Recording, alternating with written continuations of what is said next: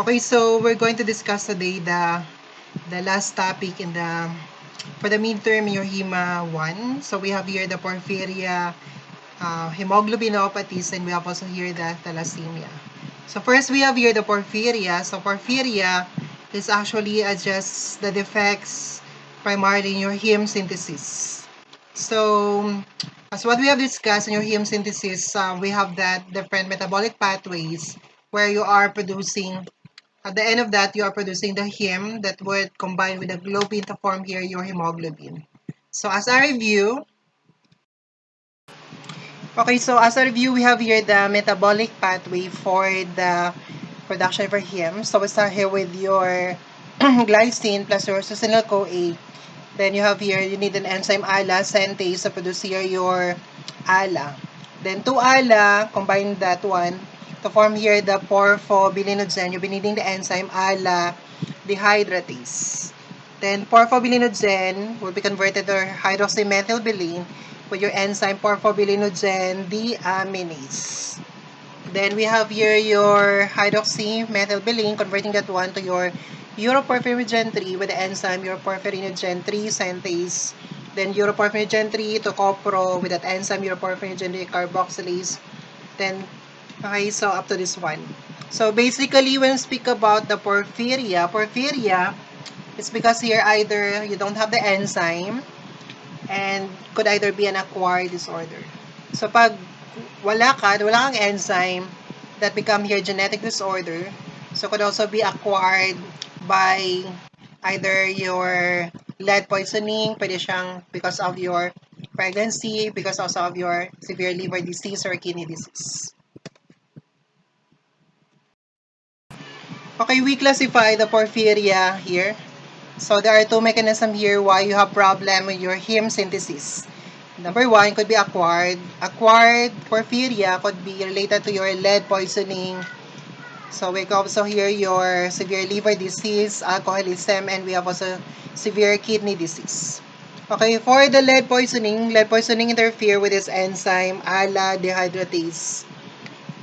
Or your lead poisoning could also interfere with your ferrochelatase. But then again, we consider that one as your acquired porphyria. On the other hand, we have also here the hereditary porphyria. So when speak about hereditary porphyria, it's a genetic disorder characterized by the absence of the enzyme or the absence of the genes. We try to code here for the production of your enzyme needed here for the entire heme synthesis. Okay, we have here disruption here with your enzyme ALA dehydratase result to your lead poisoning. If you don't have this enzyme, PBG deaminase, that result to your acute intermittent porphyria. On the other hand, the absence of the enzyme uroporphyrinogen 3 synthase result here to your congenital erythropoietic porphyria. The absence of the enzyme uroporphyrinogen 3 decarboxylase has result to the porphyria cutanea tarda. The absence of the enzyme coproporphyrinogen 3 oxidase that's result congenital coproporphyria. The absence of the enzyme protoporphyrinogen 9 oxidase that's result here to your variegata porphyria. And then the absence of the enzyme ferrochelatase that result here to your erythropoietic protoporphyria. Or your lead poisoning could also interfere with that enzyme and eventually result here to the production of or the accumulation of your porphyrins. So whatever the enzyme is lacking here, so kung ito ay wala kang enzyme, so ito ay hindi makakonvert dito. And therefore, it try to accumulate. So ito nag-accumulate sa atin. The same true with this one. If this one is not converted to this one because you don't have the enzyme, so it will accumulate. And that would determine here the type of your porphyria. Okay, we have here example of the acquired porphyria. So we have the lead poisoning. Another one, we have here the porphyria cutanea tarda. Okay, for the lead poisoning, basically the lead here, so once you're exposed to the lead here interferes with the enzyme pyrimidine 5' nucleotidase. So this is the enzyme which try to degrade your RNA. So in the absence of that enzyme, so what's going to happen here, the RNA will not be degraded. and therefore the RNA will accumulate in the cytoplasm of your cell, and therefore it become here your basophilic stippling or the punctuate basophilia. We have also here the Porphyria cutanea tarda. Another one, this is also associated with your toxic granulations. Porphyria cutanea tarda could either be acquired or inherited type of your porphyria. So it could also be because of your other conditions. Okay, for the classification of our porphyria, okay, we classify that one as your erythropoietic porphyria. Erythropoietic porphyria characterized by the accumulation of your porphyrins in your bone marrow, and that one is associated with the manifestation of your photosensitivity or dermatitis, or natatakot siya sa sunlight. So there are two here. We have congenital erythropoietic porphyria. Another one, we have your erythropoietic protoporphyria. Another classification of your porphyria, we have your hepatica porphyria. So that one is associated with the accumulation of porphyrin in the liver, and that one would have your signs symptoms for that. We have your neurological defects.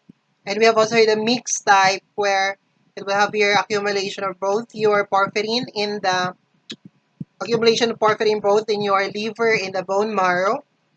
So therefore, this one will have here combination of the signs symptoms na meron siyang photosensitivity, dermatitis, plus meron siyang neurological manifestation. Okay, then we have here the two erythropoietic porphyria. We have your congenital erythropoietic porphyria. Another one, we have your erythropoietic protoporphyria. So we differentiate them, number one, based on their enzyme defects. So in the case of your congenital erythropoietic porphyria, the enzyme deficiency for that is your uroporphyrinogen 3 synthase. You have the ferrochelatase here will be absent in your erythropoietic protoporphyria. For the mode of inheritance, then we have that congenital erythropoietic porphyria is autosomal recessive mode of inheritance and autosomal dominant here in the case of your erythropoietic protoporphyria. So they could be differentiated from one another by genetic testing, by identification of the specific enzyme deficiency, or it could also be, di pala.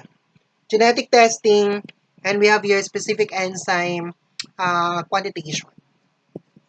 Okay, so we have here your congenital erythropoietic porphyria. So this is a classic na parang vampire siya, having this red teeth, photosensitivity, dermatitis manifestation, red urine, disfigured, hair overgrowth, and we have here the werewolf legend because of that.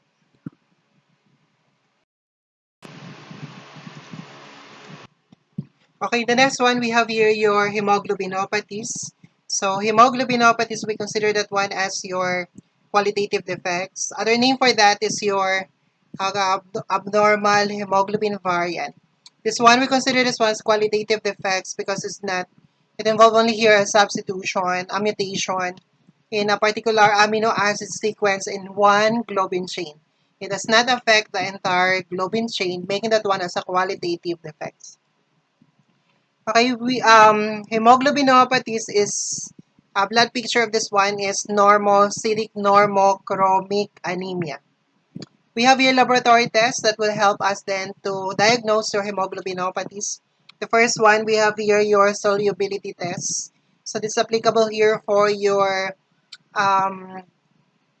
hemoglobin, which are your soluble hemoglobin, like your hemoglobin S, hemoglobin C. That includes your hemoglobin C Harlem, hemoglobin C Georgetown. And we have also here electrophoresis to specifically determine the type of your hemoglobin. So we are carrying that one first with your alkaline electrophoresis, followed here by your acidic electrophoresis. Alkaline electrophoresis being taken out here through your cellulose acetate. And we have also here your citrate agar for your acidic electrophoresis. So again, a little review here. So this would here, you carried it first with your alkaline electrophoresis with your cellulose acetate that would differentiate your different hemoglobin based on that. And since may mga Hemoglobin variant tayo dito na they tend to migrate on the same band. So therefore, you need to still isolate that one, separate them by carrying that one further with your acidic electrophoresis. So this would be eventually the result of that. Okay, we have here the major groups of your hemoglobinopathies. So first, we have here the alpha, the beta, gamma, and the delta. So pag sinabi natin alpha hemoglobinopathy, so the defect is in the alpha globin chain. Pag sinabi natin beta hemoglobinopathy, so the defect is in the beta globin chain. So here, the beta globin chain, the beta hemoglobinopathy is considered to be the most common type of your hemoglobinopathies. And the second most common is your alpha. Again, the beta is the most common type. Okay, so our discussion will be discussing only here our beta hemoglobinopathies. Okay, for our beta hemoglobinopathies, we divide that one as either homozygous or we have also here the heterozygous. Homozygous beta hemoglobinopathies involve here the mutation in your two globin chains. Both the globin chain here that you acquire from your mother, another one from your father are all defective. And the predominating type of your hemoglobin in the offspring will be the one na abnormal na hemoglobin. So example, we have your hemoglobin S. So we have your CSSCC. So pag pareho sila, that's heterozygous. And we consider that one as your disease. On the other hand, we have here your heterozygous. In the case of your heterozygous here, only one gene from your parent here, from either of your parents is defective. And other one is still normal. But this would have a minor defect, and this characterized here by still the predominating type of your hemoglobin will still be your normal hemoglobin.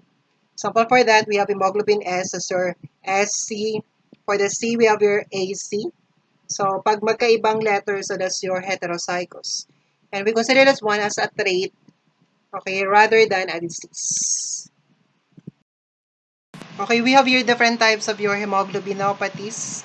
So, we'll be discussing each of that one. So, we have your hemoglobin SC, hemoglobin M variants. These are associated with your appearance of your methemoglobin. So, pag sinabi nating methemoglobin, again, the iron for that hemoglobin is in the ferric state rather than the ferrous state. Okay, then we have also here the hemoglobin associated with the increase in the oxygen affinity. So, pag increase oxygen affinity, that would eventually shift your ODC, oxygenation curve, to your left. So, this is associated with your hemoglobin Hiroshima, Rainier, Bethesda. On the other hand, we have here your hemoglobin which try to shift your oxygenation curve to your right. So decrease oxygen affinity, increase delivery of the oxygen. So we have here your hemoglobin Agenoji, Beth Israel, and we have also your Yoshizuka.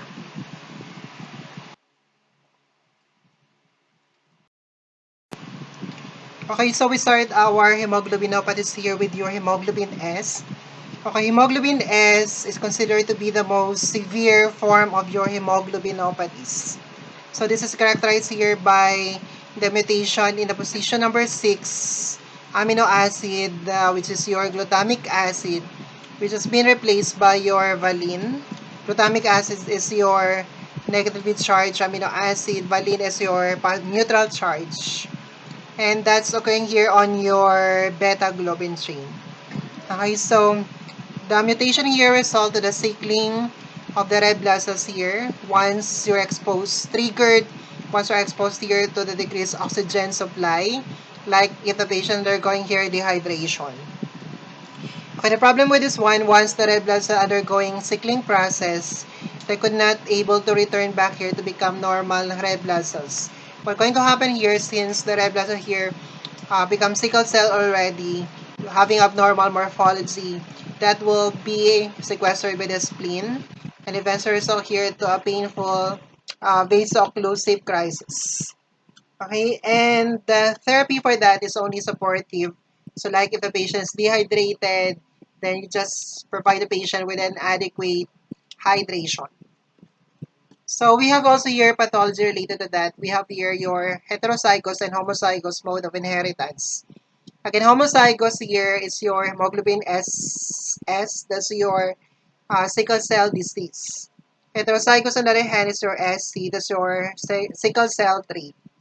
Another thing about the patient with the sickle cell anemia, so they are resistant to your Plasmodium falciparum infection. Because number one, once the red blood cell here has been already a sickle cell, okay, so since one would have abnormal morphology, could not support the life cycle of the parasite, therefore the parasite die. And second one, since meron siyang abnormal morphology, once the blood containing the abnormal red cell morphology here being carried to the spleen, that would be destroyed by the spleen. Along with that, with the parasite will also be killed by your spleen. And therefore, the patient having the sickle cell disease would have been resistant to your Plasmodium falciparum infection.